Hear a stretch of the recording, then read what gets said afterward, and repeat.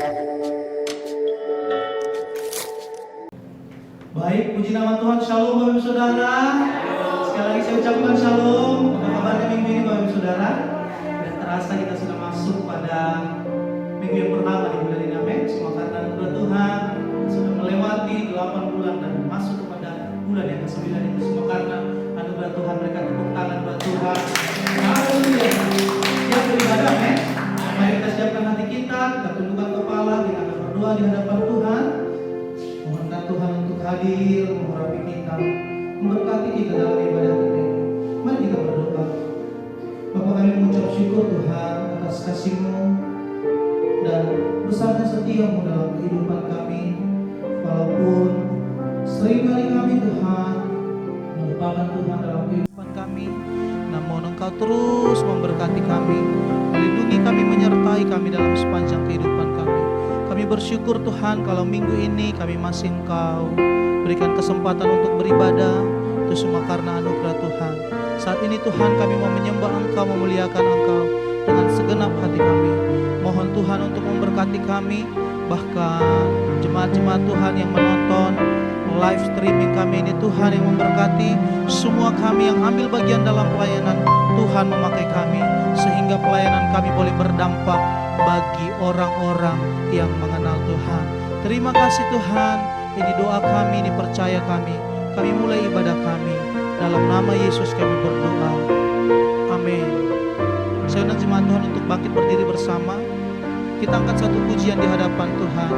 Kasih yang terindah, hati yang mulia. Haleluya. Kasih yang terindah, hati yang mulia, hanya ku temukan di dalam-Mu, Yesusku, pujian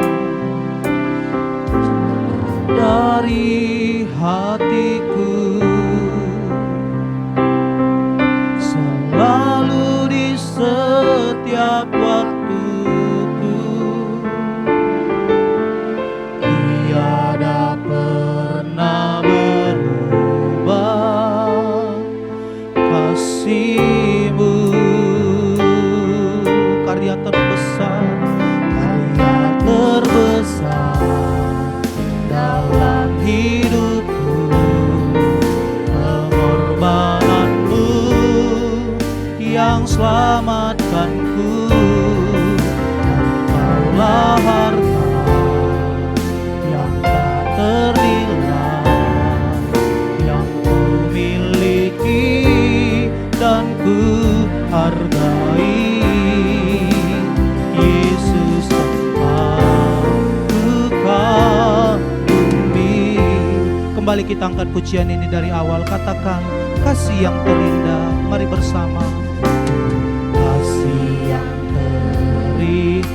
Amin Tuhan. Hati yang mulia, hanya ku temukan di dalam-Mu, Yesusku. Pujian dari hatiku, selalu di setiap waktuku, tiada pernah berubah kasih-Mu. Karya terbesar dalam hidupku, pengorbanan-Mu yang selamatkanku.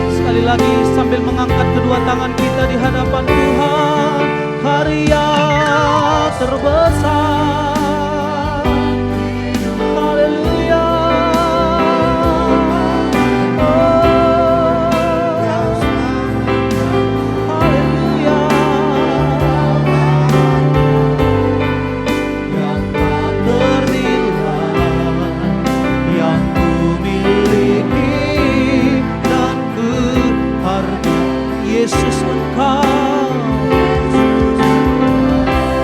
bukan. Sekali lagi lebih sungguh dengan iman, karya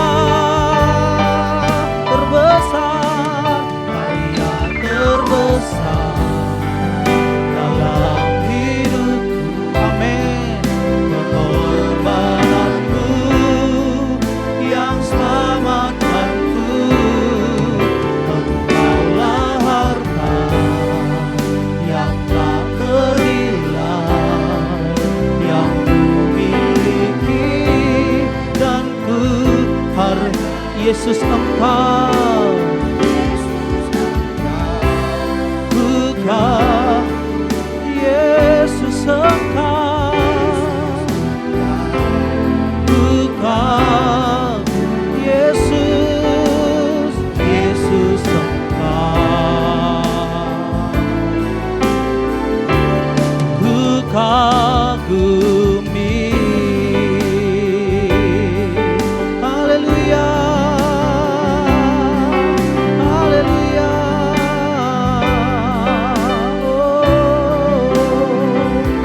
Betapa kagum kami atasmu, betapa kagum kami pada Yesus. Haleluya.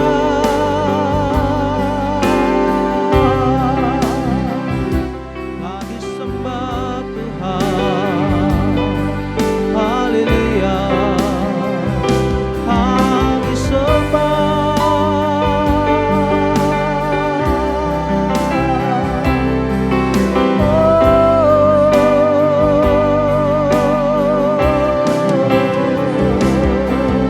Haleluya.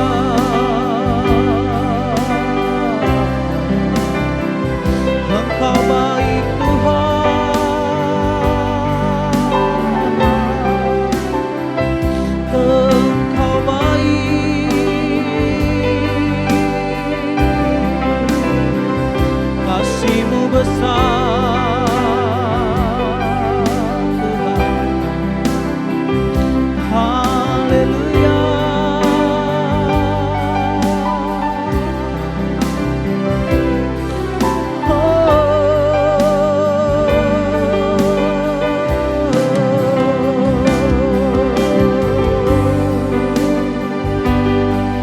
Terima kasih Tuhan. Haleluya.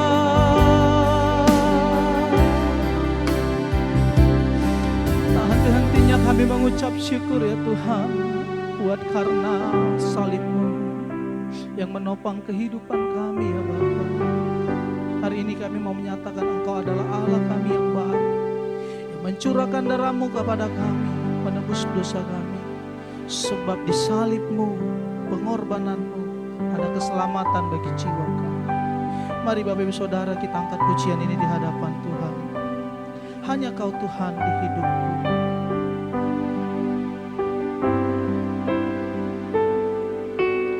Hanya Kau Tuhan di hidupku.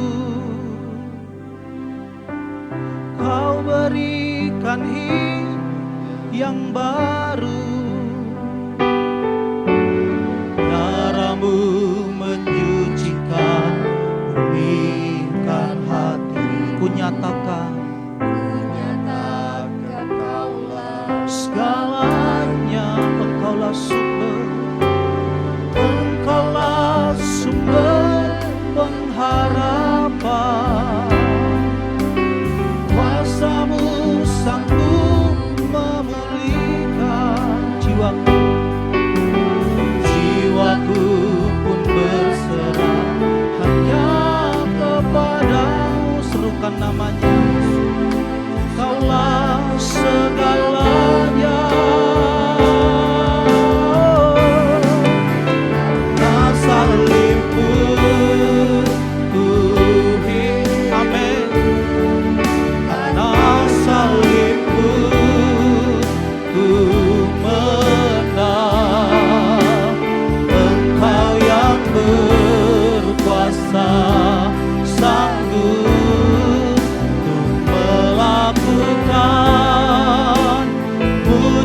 mujizatmu, karena salibmu ku hidup.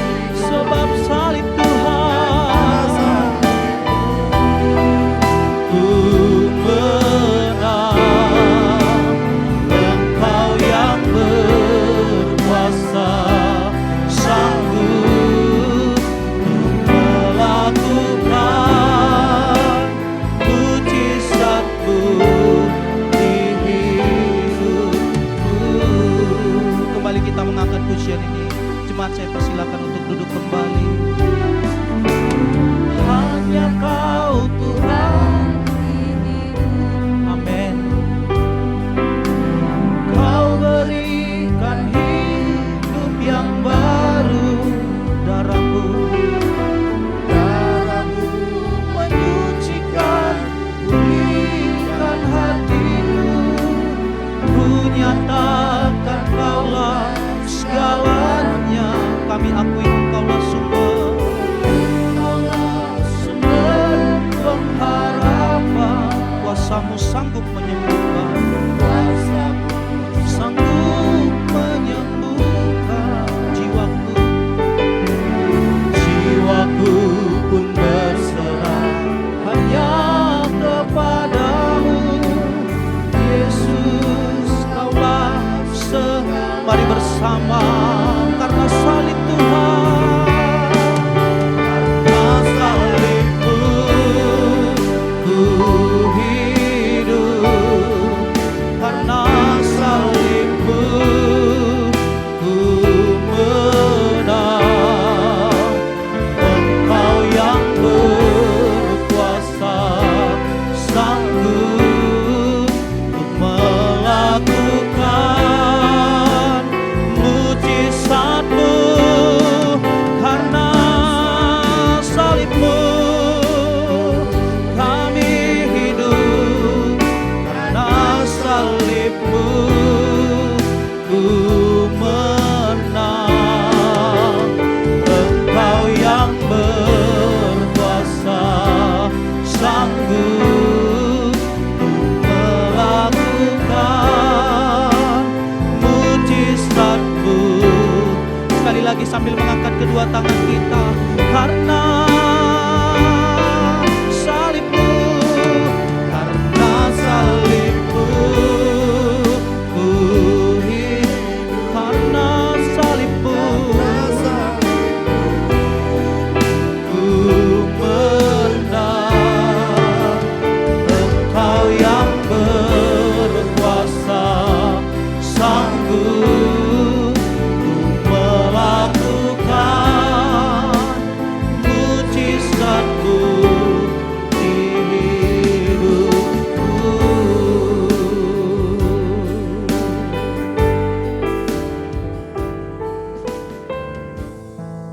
Mari kita berdoa. Salibmu adalah alasan kami hidup, bahkan hidup dalam segala kelimpahan. Hidup yang sejati, hidup yang kekal, kami percaya kami peroleh hanya di dalam Kristus Yesus. Pagi ini kami hendak merenungkan firman-Mu.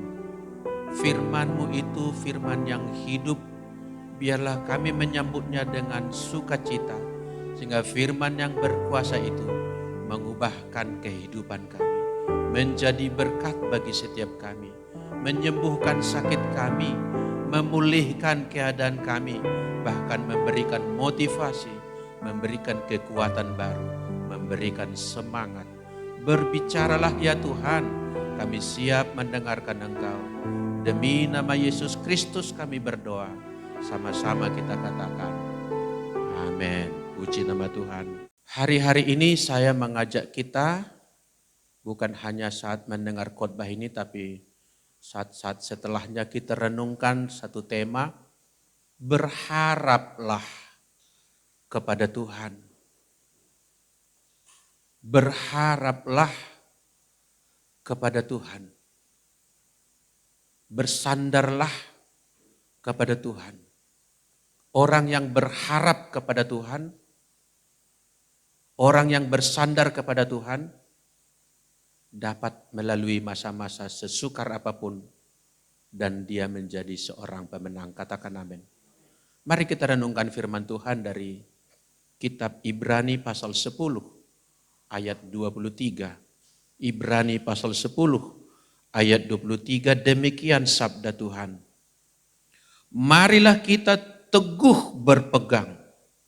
Teguh. Berpegang pada pengakuan tentang pengharapan kita. Sebab Ia yang menjanjikannya setia. Kita lihat dalam slide berikut ini,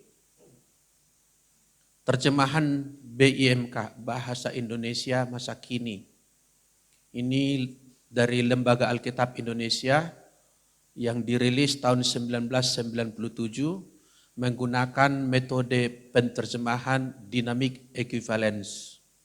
Dynamic equivalence artinya mengandung unsur tafsir agar mudah dimengerti oleh pembaca. Sedangkan Alkitab kita yang tadi kita baca bagian pertama, itu LAI yang disebut TB atau terjemahan baru tahun 74, itu menggunakan literal translation. Jadi pemindahan dari kata asli kepada bahasa tujuan secara literal. Dan ini secara dynamic equivalence. Kita baca ayat itu sama-sama 3, 2, ya.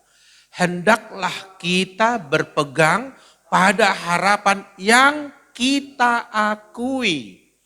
Sebab Allah bisa dipercaya dan Ia akan menepati janjinya. Hendaklah kita berpegang pada harapan yang kita akui, yang kita percaya, yang kita imani. Sebab pengharapan itu adalah yang diberikan oleh Allah dan Allah itu bisa dipercaya, faithful. Karena Ia pasti menepati setiap janjinya. Kita lihat dulu satu slide berikut ini. Jangan stop berharap. Jangan stop. Kalau bisa cepat jalan, bagus. Kalau tidak bisa cepat pun, tetaplah berjalan dalam kehidupan ini. Jikalau perahu kita di tengah laut hendak karam, mau karam, jangan kita berpangku tangan. Jangan pasrah lalu udahlah yang terjadi terjadilah. Jangan. Para pelintas alam, pendaki gunung, penjelajah hutan mempunyai semboyan. Kalau kita tersesat katanya di hutan atau di gunung, jangan pernah berhenti berjalan. Seletih apapun kita sampai menemukan rumah penduduk atau posko terdekat. Sebab kalau kita sudah dalam keadaan tersesat lalu pasrah, mungkin kita terduduk di situ dan menyerah, nanti panas bumi menyerap tubuh kita dan kita bisa menjadi makin lemas dan mati. Jalan terus. Apalagi kita orang beriman, jalan setiap hari, jalan bersama Tuhan Yesus. Amin. Ia yang menjanjikannya katanya setia, dapat dipercaya karena Ia akan menepati setiap janji yang diberikannya. Slide berikut menunjukkan begini saudaraku.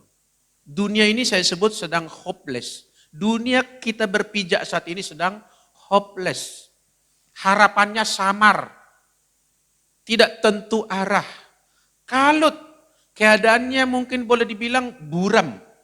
Memang ada sedikit secercah kabar baik. Minggu lalu terjadinya misalnya kesepakatan baru antara UAE dengan Israel. Mereka berjabat tangan dan berdamai, terjadi kunjungan diplomasi secara resmi, ramah tamah yang luar biasa dan berkomitmen akan kerjasama. Sebab Israel berkata, we are not the problem, we are the solution, kata mereka. Kami bukan masalah di kawasan ini, kami justru bagian daripada penyelesaian masalah. Mudah-mudahan kabar baik ini menebar dan mempengaruhi kawasan Teluk dan makin banyak orang berdamai. Sebab di mana ada damai sejahtera, di situ berkat Allah semakin berlimpah-limpah, katakan amin. Dan menurut saya kedamaian di kawasan Teluk akan mengukur kedamaian dunia secara global. Memang itu ada secercah kabar baik. Tapi kabar-kabar yang lain yang paling viral, yang paling yang happening gitu ya. Kalau kita lihat dunia ini nampaknya suram. Corona sudah hampir 8 bulan. Keadaan belum nampak seperti menjanjikan. Bad news. Kalau situasi new normal ini tidak benar-benar menggerakkan roda ekonomi, itu akan terjadi etape yang disebut resesi. Sudah di depan mata. Bahkan ada pengamat berkata, bukan lagi resesi, depresi. Depresi ekonomi, stres ekonomi. PHK mungkin akan semakin banyak, karena banyak kegiatan atau sektor bisnis belum berjalan secara normal, walau sudah new normal. Ini sekali lagi bukan menyuruh kita hendak ceroboh, tapi memang kehidupan harus berjalan sesukar apapun situasi yang sedang ada, katakan amin. Kalau tidak kita akan juga mengalami dampak yang merupakan pukulannya. Sebab kalau resesi ekonomi, depresi ekonomi terjadi, biasanya akan diikuti oleh gaduh politik, krisis politik, lalu krisis sosial, dan terjadilah bencana kemanusiaan. Sejak dari perjanjian lama saya belajar Alkitab, di mana terjadi kekurangan air, di situ terjadi perang. Air aja diperebutkan. Di akhir zaman minyak diperebutkan. Sumber-sumber mineral yang lain akan diperebutkan. Dan kalau ekonomi tidak bergelinding begitu rupa, maka terjadi hal-hal yang disebut namanya tekor. Kekurangan supply, demand-nya tinggi. Atau ada yang barang yang ada tapi tidak tersuplai, kegiatan atau distribusi tidak berjalan. Dan akibatnya akan terpukul. Dunia ini boleh bilang hopeless. Slide berikut. Krisis iman. Saya buat tanda tanya, karena ini merupakan suatu pencermatan saya belum melakukan penelitian serius. Kalau kita di dunia akademisi itu penelitian itu harus ada indikator-indikator yang terukur. Ini baru pengamatan secara mata telanjang, pikiran telanjang.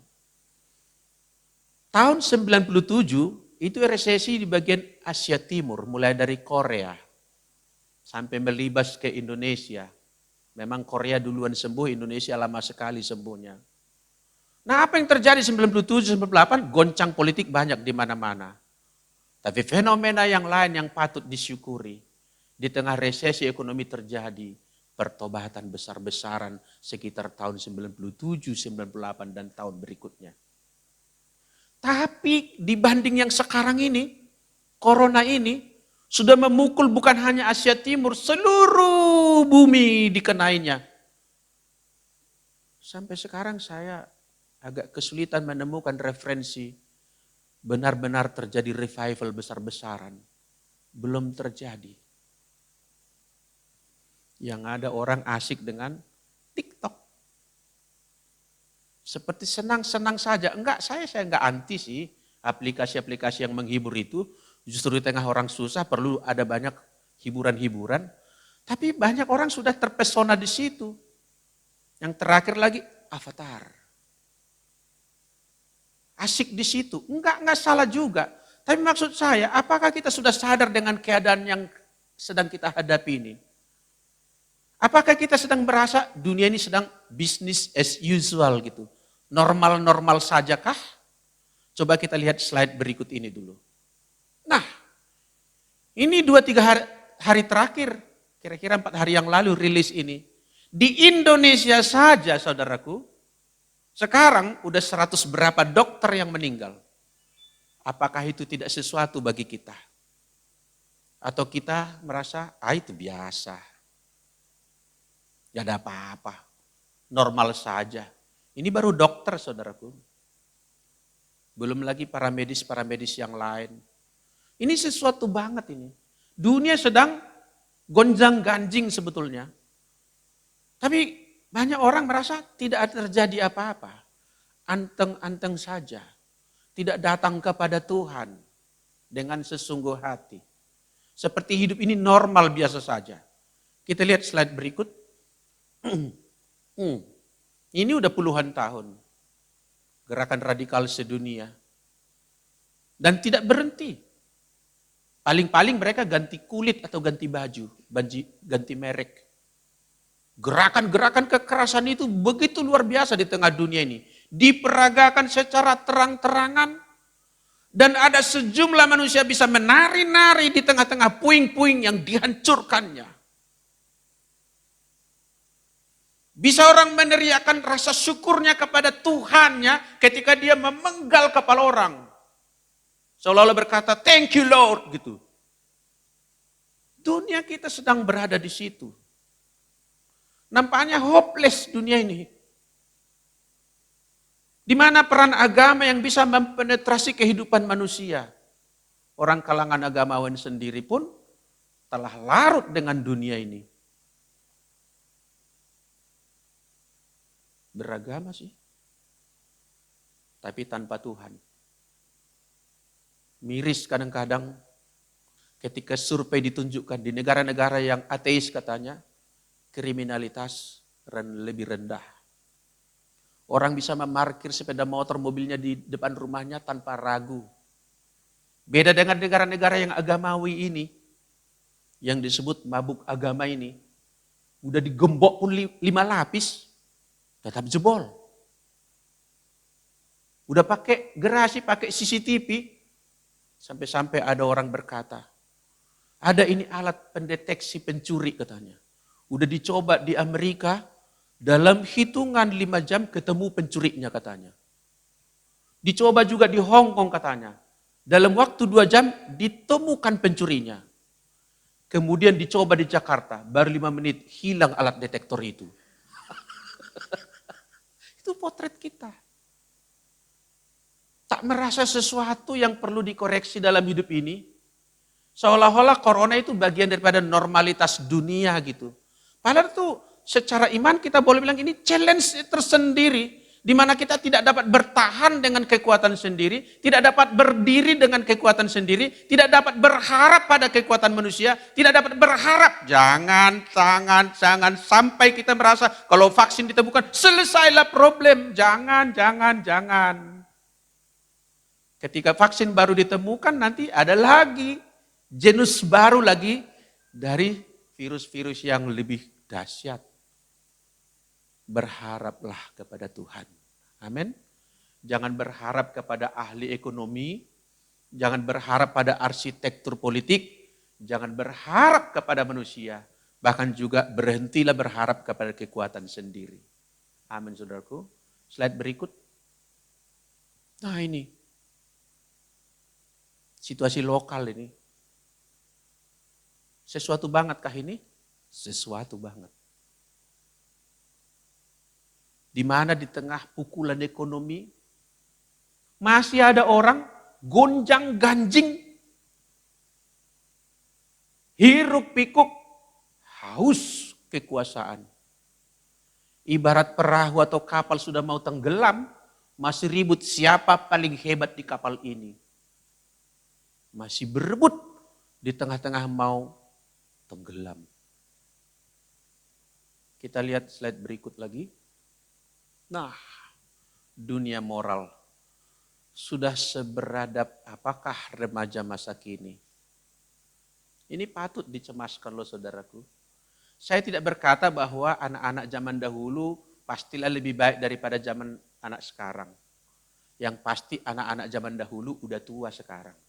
Itu udah pasti itu. Tapi maksud saya patutlah dicemaskan ya. Di mana sekarang ini orang bisa menghina gurunya, sesuatu yang di zaman saya anak-anak dulu pantang itu.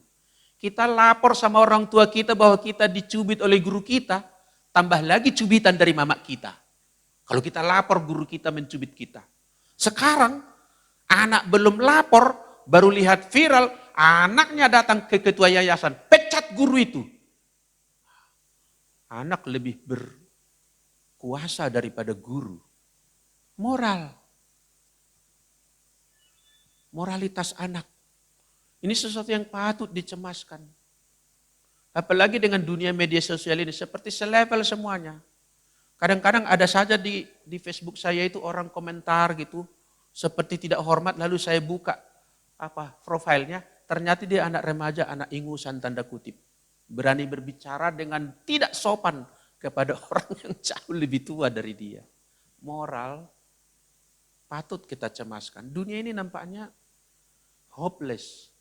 Memang ada cercah-cercah tadi kabar baik. Tapi saya mau kita tidak berputus asa dengan situasi dunia. Amin. Putus asa harus jauh dari kita. Putus asa, putus hubungan dari kita. Amin. Kita lihat slide berikut. Bagaimanakah seharusnya kita membangun harapan di tengah tadi segala macam dilematika dunia ini, problem-problem dunia ini. Bagaimana kita membangun harapan? Mari kita buka ayat Alkitab dari kitab Roma pasal 12. Ayat 12, demikian firman Tuhan. Roma 12 ayat 12. Bersukacitalah dalam pengharapan. Nah ini dia. Di tengah dunia tadi hopeless, harapannya kosong. Paulus mengatakan bersukacitalah dalam pengharapan. Berarti kita nggak boleh berhenti berharap. Tetap punya pengharapan. Generasi anak-anak kita menjadi orang-orang hebat di muka bumi. Katakan amin. Gonjang-ganjing politik tidak akan meruntuhkan kehidupan ini. Semua akan mendatangkan kebaikan. Rencana jahat tidak pernah menang. Pada episode akhir selalu menjadi pecundang. Katakan amin. Bersukacita katanya dalam pengharapan. Enggak hanya punya pengharapan, tapi bersukacita. Bergembira. Mungkin orang sering berkata begini, slide berikut ini. Ya, orang sering berkata, bagaimana bisa bersukacita di tengah ketidakpastian? Nah ini persoalan.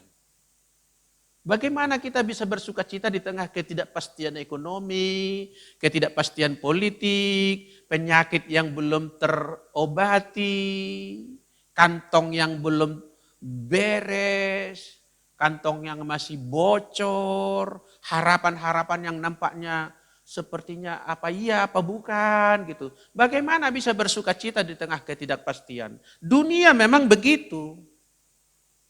Dunia memang di tengah ketidakpastian maka dia pun goncang. Sedang orang beriman ketidakpastian itu outside dari dirinya, di luar dirinya. Di dalam dirinya tetap ada kepastian. Amin. Situasi boleh gonjang-ganjing di sini tapi di dalam tetap ada kepastian. Allahku pasti melakukan yang terbaik. Tak ada rancangan yang jahat yang diberikan oleh Tuhan.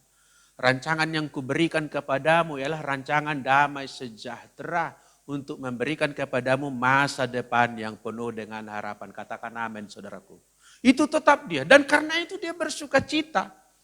Kita dipanggil untuk berbeda dari dunia. Upside down. Teologinya teologi sungsang. Sungsang itu terbalik. Upside down. Dunia tidak bisa bersukacita di tengah segala kegalauan tadi. Tetapi kita tetap bisa bersukacita sebab kita manusia baru yang di dalamnya diberikan kemampuan istimewa. Katakan amin. Ada kemampuan yang diberikan Roh Kudus. Sehingga kita sekalipun ada ketidakpastian di dunia ini, kita tetap punya pengharapan. Dan pengharapan itu sebuah kepastian. Dan karenanya kita menjalani hidup sukacita. Walau mungkin tidak harus tertawa. Sebab kalau tertawa juga tidak cocok di tengah dunia yang sedang galau. Ya kita bisa diam. Bahkan menurut saya sukacita bisa diperagakan lewat air mata pun bahkan bisa. Amin saudaraku. Tidak mesti ketawa-ketawa. Tapi ada sukacita. Sukacita adalah suatu perasaan damai, suatu perasaan pasti, suatu harapan yang teguh di dalam hati kita. Sehingga kita stabil. Sama-sama katakan stabil. Jadi kita harus stabil. Jangan ketika musim panen, wah gembiranya luar biasa. Ketika sedang down, wah hancur tidak ada lagi kegembiraan sisa-sisanya pun tak ada. Jangan. Orang beriman itu stabil. Dipuji, puji Tuhan. Dihina, puji Tuhan.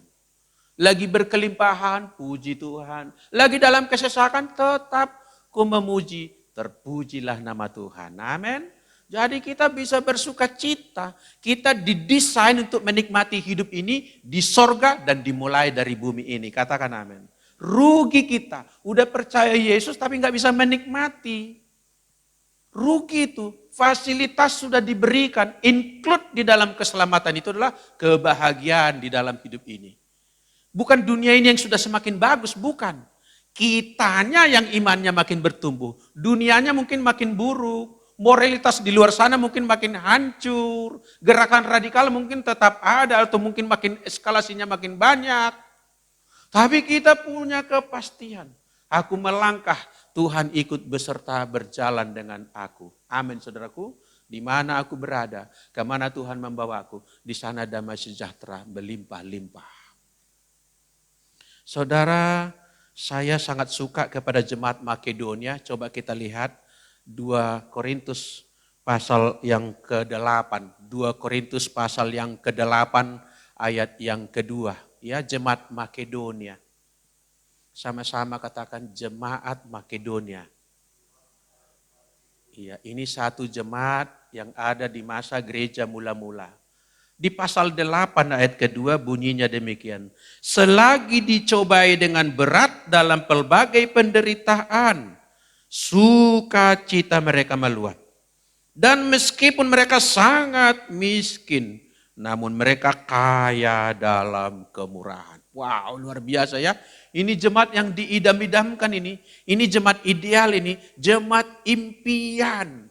Kesinilah kita menuju. Sudah ada contohnya kok. Ada satu jemaat yang dicobai dengan pelbagai pencobaan, tetap sukacitanya meluap.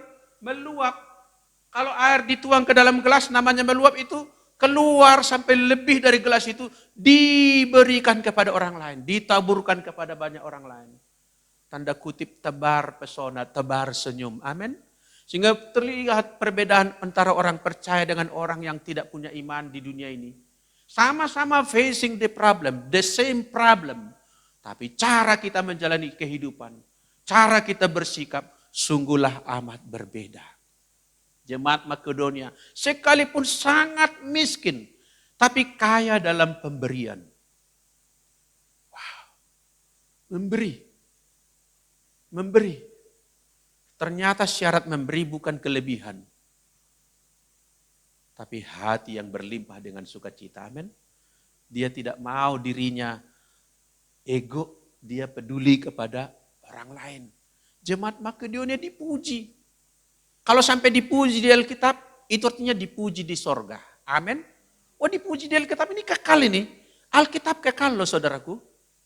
Kalau udah disebut di sini terpujilah jemaat Makedonia, itu artinya terpuji itu. Hai hambaku yang baik dan setia, sekalipun engkau dicobai dengan pencobaan berat, engkau bersukacita melimpah, rohku ada di dalammu.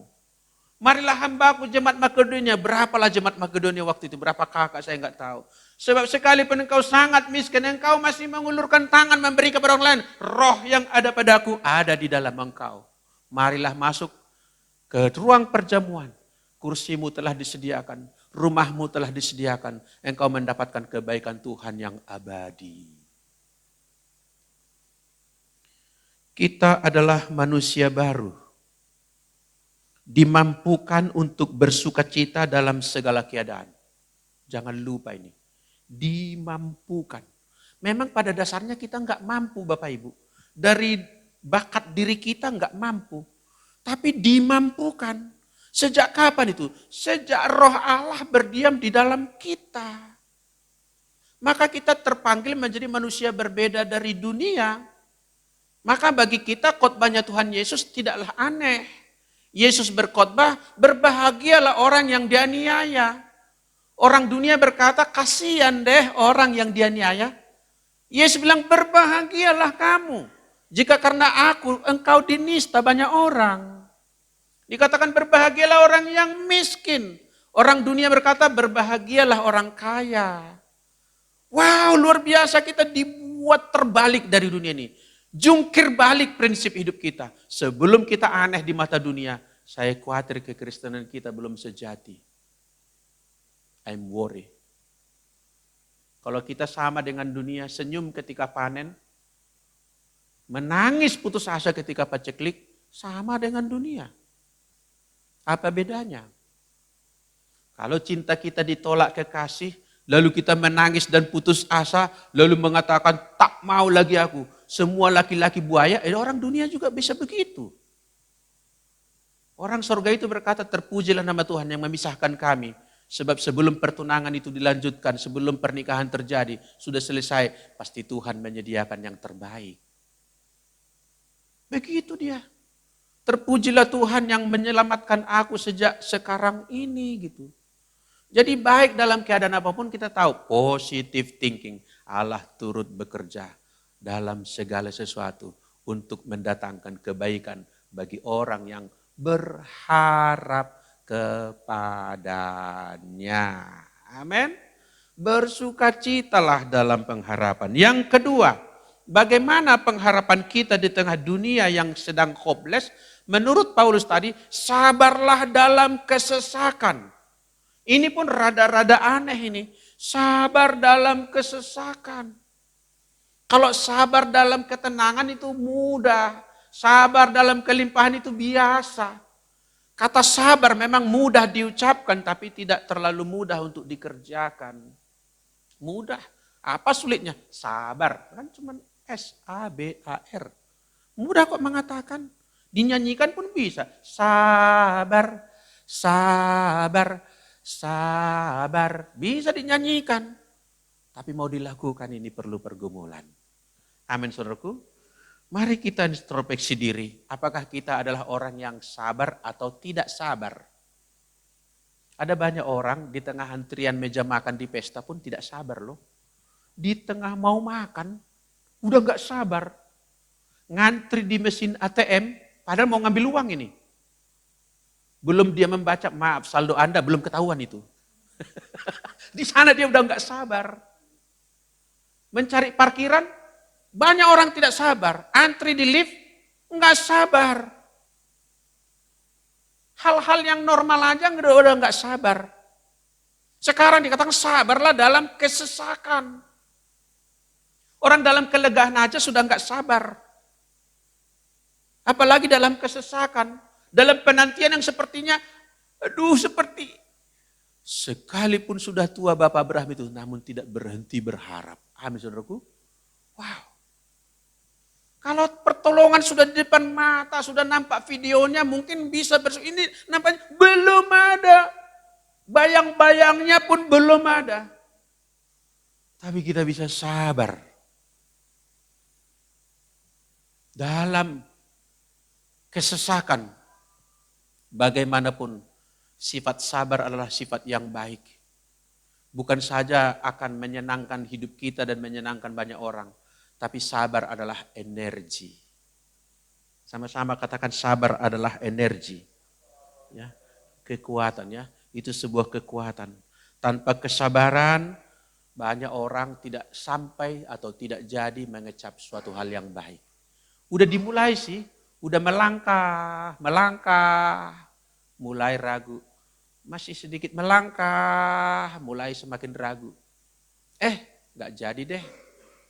Tahu-tahu sebetulnya jarak antara dia berputar balik tadi dengan jarak jawaban udah dekat.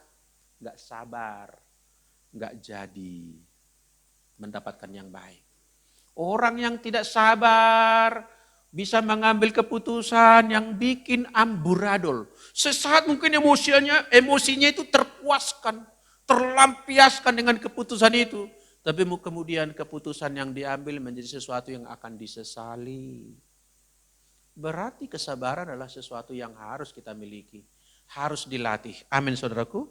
Harus dilatih. Bagaimana melatih kesabaran? Kita lihat slide berikut.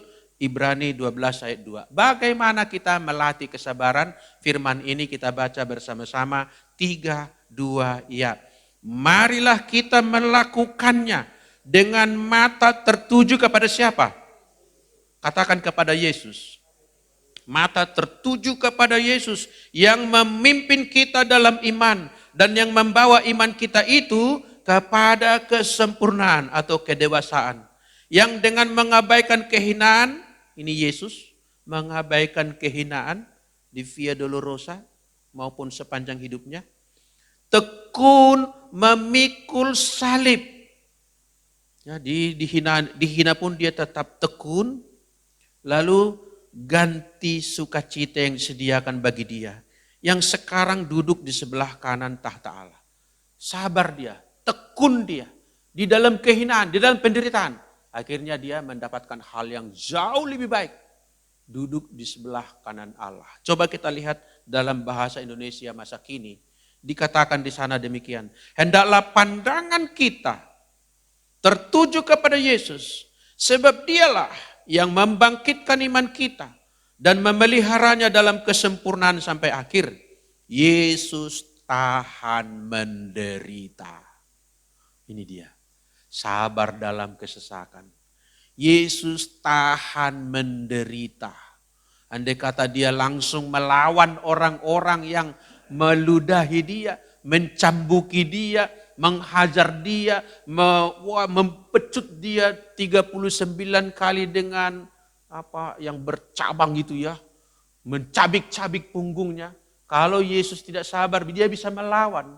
12 batalion malaikat pun bisa dikerahkan. Lalu dia misalnya marah dan berantam dengan orang itu. Maka berkelahilah mereka kira-kira gitu. Babak belurlah Yesus dan mati. Mati digebukin. Jadi gitu ceritanya. Tapi tidak. Sabar. Sabar. Tekun. Kadang-kadang diam. Sabar itu dekat dengan diam, saudaraku.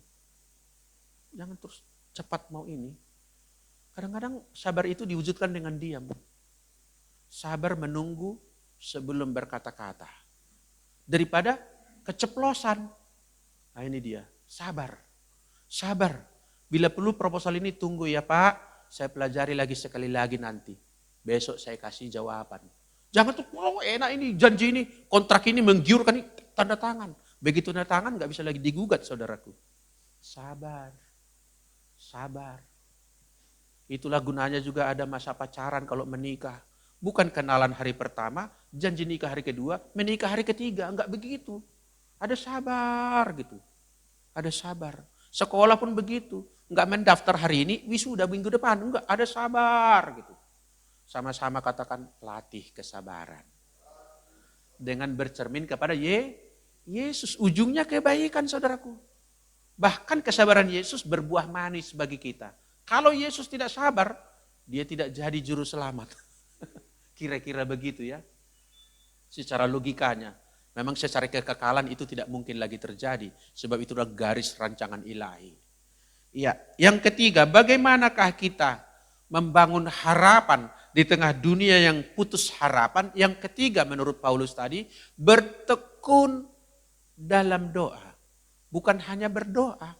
Ini ada kata bertekun, ada penekanan, ada stressing di situ. Bertekun dalam doa itu sama dengan berdoa dengan tidak jemu. Nah, apa hubungan doa dengan pengharapan? Ini perlu. Sebab konteks tadi adalah pengharapan atau berharaplah kepada Tuhan, judul khotbah kita. Apa hubungan doa dengan pengharapan? Untuk menjawab ini, kita perlu tahu sedikit dulu apa itu doa, apa itu pengharapan. Jangan kita kaitkan dua-duanya kalau keduanya pun kita masih belum memahami dengan baik. Nah doa saudaraku, doa adalah berbicara kepada Allah. Setuju Bapak Ibu? Berbicara kepada Allah. Kalau berbicara kepada kawan kita itu bukan berdoa, itu bercakap-cakap. Tapi kepada Allah itu disebut berdoa. Tapi tidak hanya berbicara kepada Allah arti doa. Dimensi doa yang intim, intimacy prayer, itu adalah komunikasi dua arah. Jadi kalau berdoa kepada Allah bisa seperti satu arah dia. Yang penting saya naikkan doa saya tutup dengan dalam nama Yesus. Amin misalnya gitu. Tapi doa yang intimasi itu dua arah Bapak Ibu. Artinya apa? Dua pihak yang berbicara. Siapa? Saya. Siapa lagi? Allah. Juga dua pihak yang mendengar. Siapa yang mendengar? Saya. Juga Allah. Allah mendengarkan saya berbicara. Demikian juga saya mendengarkan Allah berkata-kata. Berganti-gantian gitu. Sebaliknya juga ketika saya berkata-kata saya yakin Tuhan mendengar. Suaraku nyaring di telinga Allah. Katakan amin. Demikian juga ketika Allah bercakap-cakap dari sorga. Bisa kita dengarkan di sini. Nah intimacy prayer itu adalah komunikasi dua arah. Antara saya dengan Allah. Sedangkan pengharapan apa? Pengharapan menurut ayat-ayat yang kita baca tadi sudah bisa kita pahami. Pengharapan adalah janji Allah. Bukan permohonan kita. Bukan rencana kita, bukan agenda kita. Yang disebut pengharapan dalam tulisan Paulus tadi maupun kitab Ibrani, pengharapan itu adalah janji Allah. Sebab dikatakan, ia yang menjanjikannya setia, ia yang menjanjikannya menepati janjinya. Jadi pengharapan itu bukan buah pikiran kita.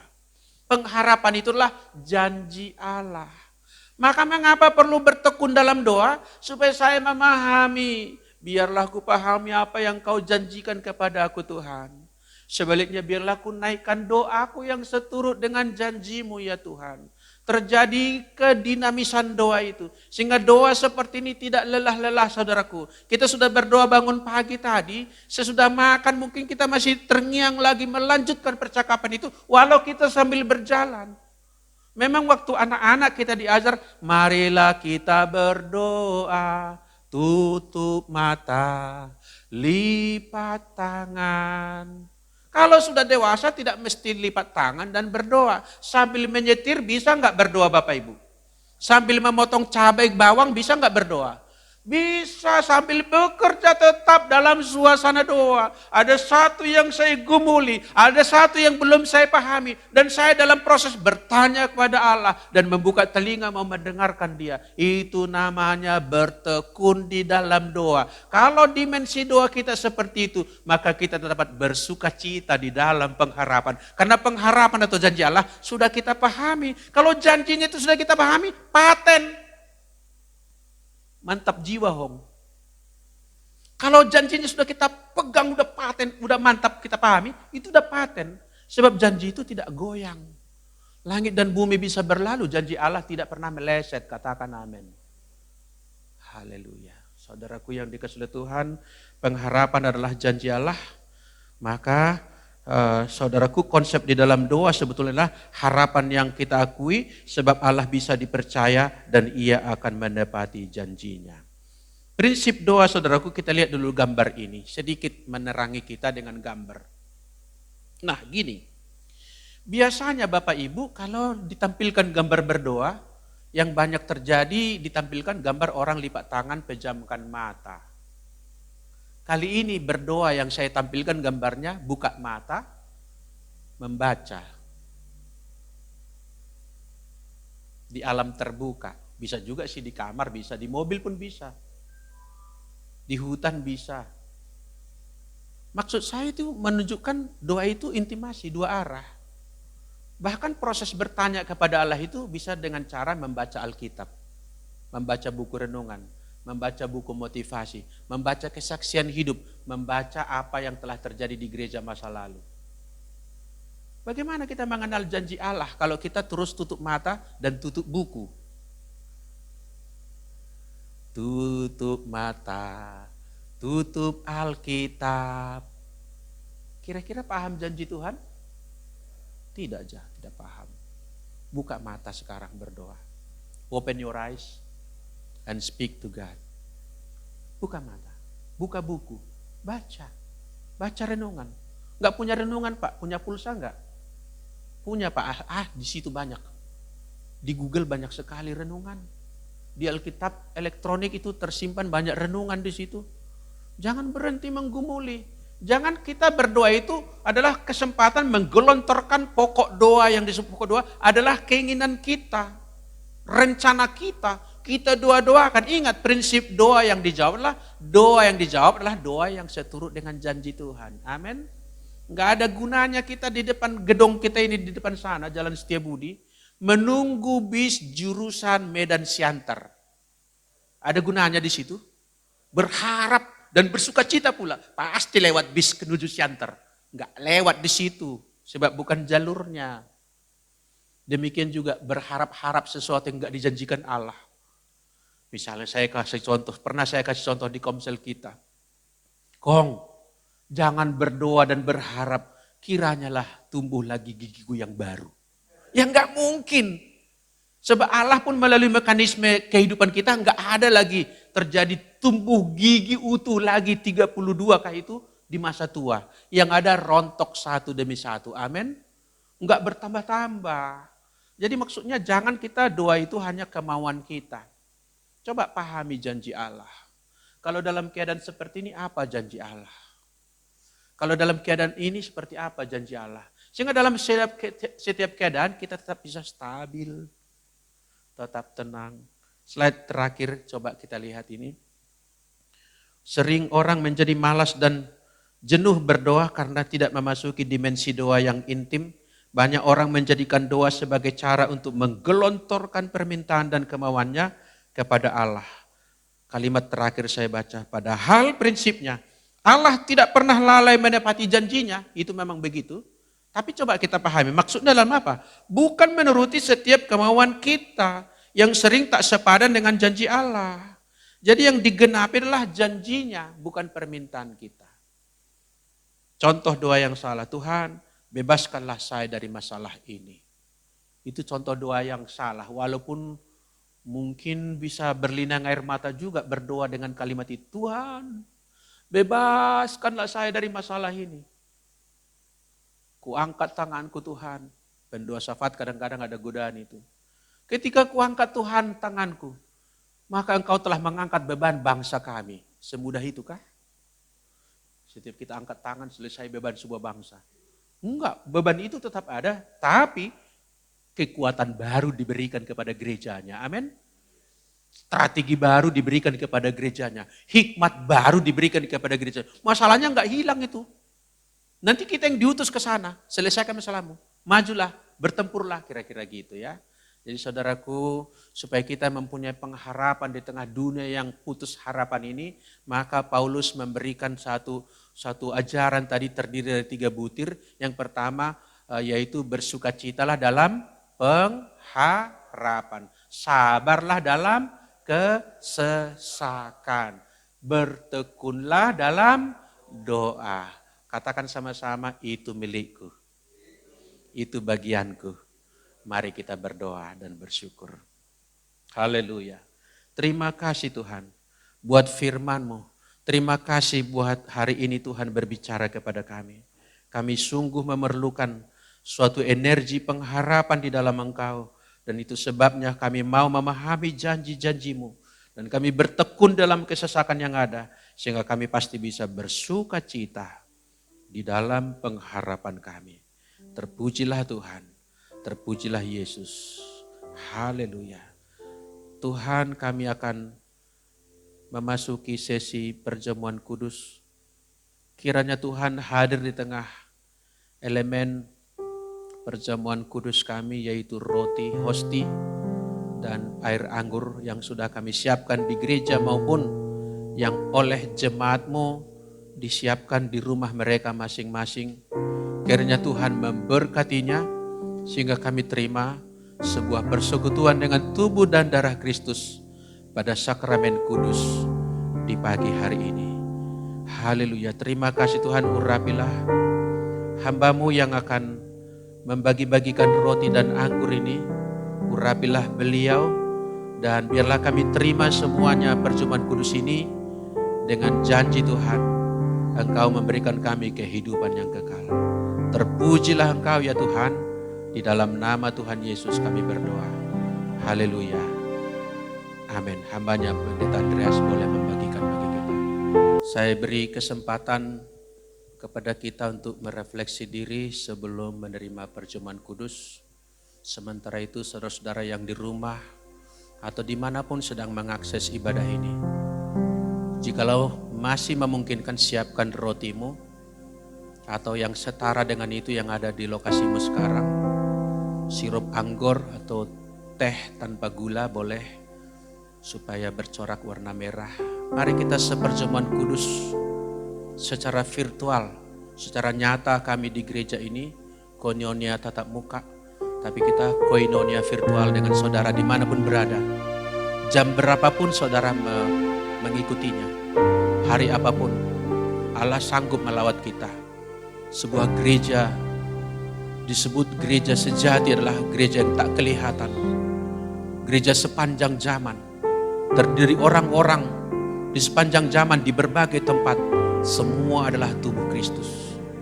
Jikalau kita adalah tubuh Kristus, pada hakikatnya kita adalah satu. Haleluya. Mari Tuhan, kuduskan setiap kami. layakkan setiap kami. Tahirkanlah kami. Dan kami menerima perjamuan kudus ini. Biarlah kami mendapatkan persekutuan yang hidup dengan Kristus sendiri. Engkau hadir di tengah-tengahnya. Engkau hadir menyelamatkan kami, menguatkan kami, menyembuhkan kami, membangun kerohanian kami. Biarlah Engkau dekat dengan kami, ada di dalam kami ada di dalam Engkau. Terima kasih Tuhan. Haleluya. Kita ambil roti kita. Kita bangkit berdiri semua. Sedangkan yang mungkin saudara mengikuti di mobil, tegaklah duduk. Berikan sikap khusus dalam perjamuan kudus. Angkat roti di tangan kanan dan dengarkanlah firman Tuhan. Dengarkan di dalam rohmu, bukan hanya di telingamu. Firman inilah yang menguduskannya. Sebab apa yang telah kuteruskan kepadamu, telah aku terima dari Tuhan, yaitu bahwa Tuhan Yesus pada malam waktu ia diserahkan, mengambil roti dan sesudah itu ia mengucap syukur atasnya. Ia memecah-mecahkannya dan berkata, inilah tubuhku yang diserahkan bagi kamu. Perbuatlah ini menjadi peringatan akan aku. Menjadi memorial akan Kristus.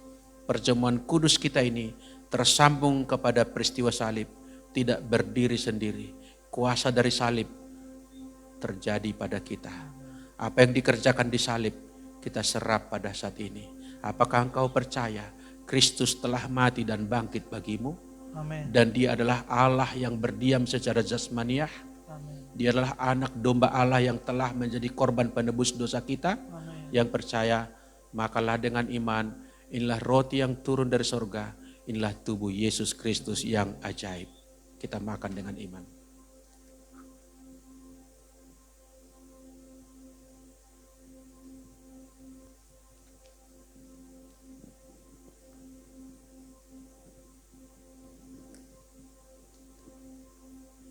Ketika perjamuan kudus terakhir, perjamuan Paskah terakhir Yesus, dia memecahkan roti dan memberikan kepada murid-muridnya.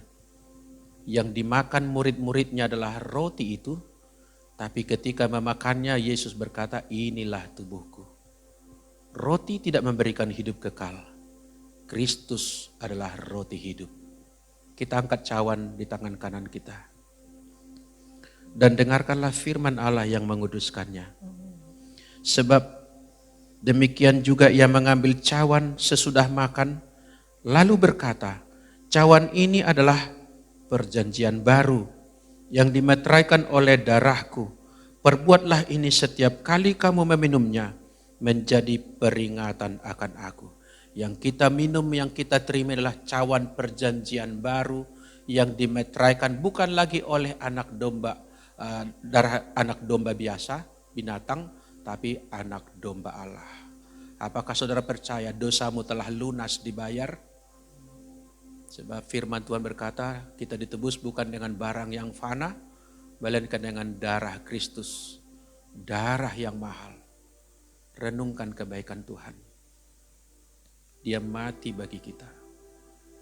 Apakah lagi dengan persoalan yang kita hadapi? Dia pasti membela kita. Dia pasti menyertai kita. Jangan pernah ragukan janjinya. Apakah engkau percaya Yesus Kristus adalah Tuhan Allah? Minumlah dengan iman. Inilah darah Yesus Kristus, anak domba Allah. Terima kasih buat perjamuan kudus ini. Kami bersyukur. Kami bersyukur Engkau diam di dalam umat-Mu. Umat-Mu ada di dalam Engkau. Engkau adalah kepala gereja dan kami adalah tubuhnya. Terpujilah Tuhan. Kami menerima perjamuan kudus. Kami dibangkitkan pada akhir zaman. Memperoleh hidup kekal dan tidak akan pernah binasa. Tuhan bertanggung jawab atas hidup kami. Dia pasti menyertai kami. Memberikan kekuatan baru dan Dia peduli kepada kami. Bagi Tuhanlah segala pujian, hormat dan kemuliaan. Kami bersyukur atas perjamuan kudus ini. Haleluya. Sama-sama kita katakan amin. Silakan duduk saudaraku.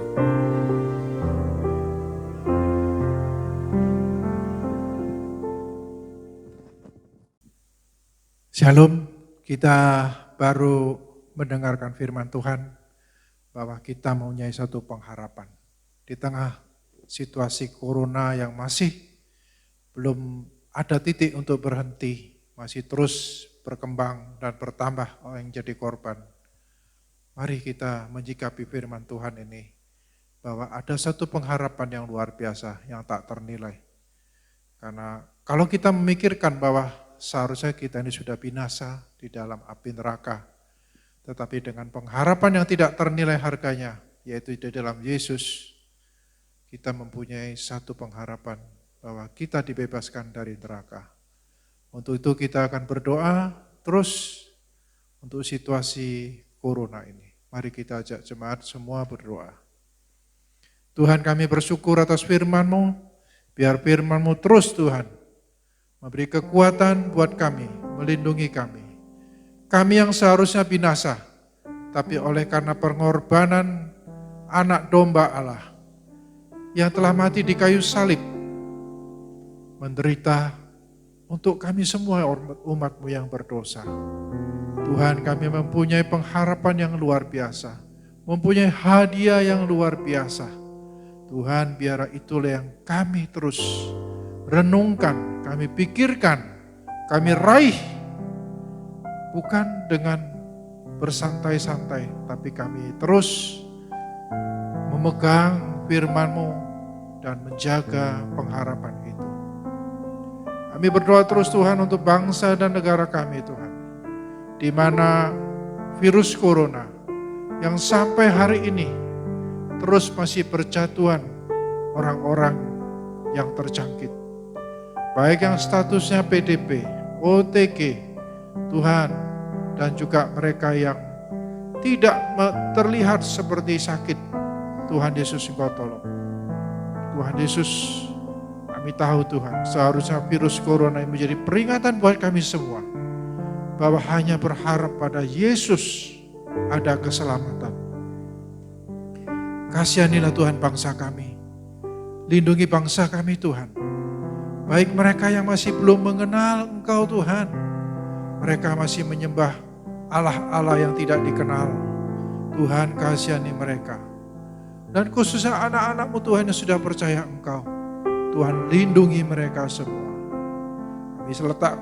Kami serahkan pemimpin bangsa kami dari Presiden Jokowi dan wakilnya, para menteri-menterinya, para gubernur, para wali kota, bupati, sekalipun sampai pemimpin di desa, para aparat penegak hukum, dan juga mereka yang bekerja di Dewan DPR Tuhan.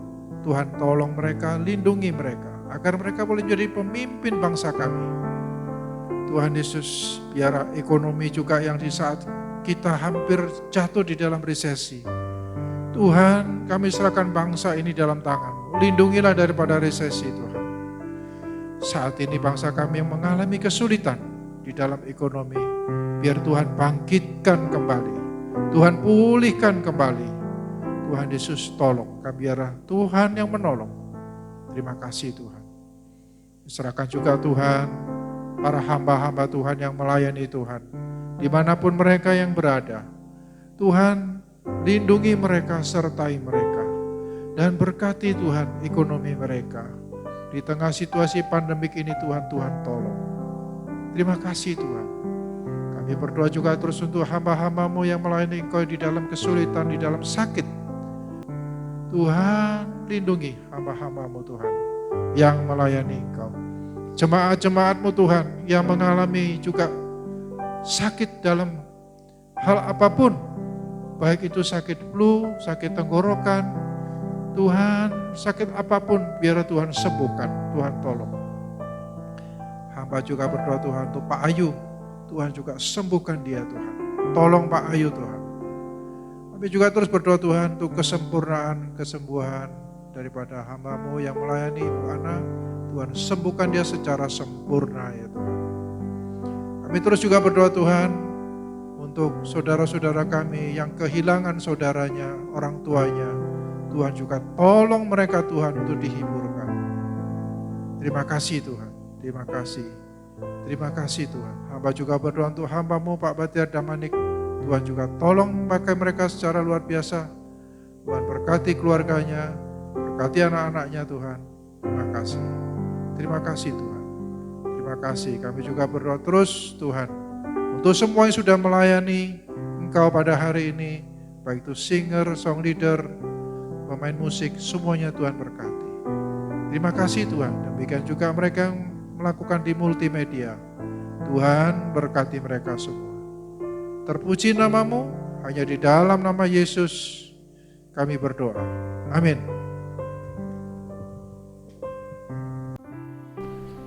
Shalom Bapak Ibu Jemaat yang dikasihi Tuhan. Mari saatnya kita sama-sama mendengarkan Warta Sepekan. Ibadah minggu depan akan dilayani oleh Bapak Pendeta Cu Ayau. Bagi jemaat yang tidak bisa mengikuti ibadah langsung di gereja, dapat mengikuti ibadah di channel YouTube GBI FYS Setiabudi. Ibadah Kids GBI FYS Setiabudi tetap diadakan sesaat setelah ibadah umum selesai dan dapat dilanjutkan sharing langsung dengan guru sekolah minggu melalui online. Mari saatnya kita memberi persembahan dan perpuluhan untuk pekerjaan rumah Tuhan yang dapat ditransfer melalui rekening berikut ini. Sekian Warta Sepekan, Tuhan memberkati. Shalom. Kita akan menerima berkat Tuhan. Berkat imamat bukanlah sebuah permohonan, ya, sebuah kepastian, pemberian dari Allah yang disampaikan melalui imam. Itu sebabnya benar-benar aminkan. Sebab ini bukan doa permohonan, ini adalah berkat. Angkat tanganmu, arahkan pikiranmu kepada Kristus Tuhan kita dan terimalah berkatnya. Tuhan memberkati dan melindungi engkau. Tuhan menyinari engkau dengan wajahnya dan memberikan engkau kasih karunia. Tuhan menghadapkan wajahnya kepadamu dan memberikan engkau damai sejahtera. Pulanglah sebagai orang yang sudah diberkati Tuhan. Lakukanlah firman-Nya dengan taat dan setia. Jadilah saksi di tengah dunia di mana engkau berada. Damai sejahtera Tuhan turun atasmu dalam nama Bapa, Putra dan Roh Kudus. Haleluya. Sama-sama kita berkata, amin. Tuhan memberkati kita semua. Salam.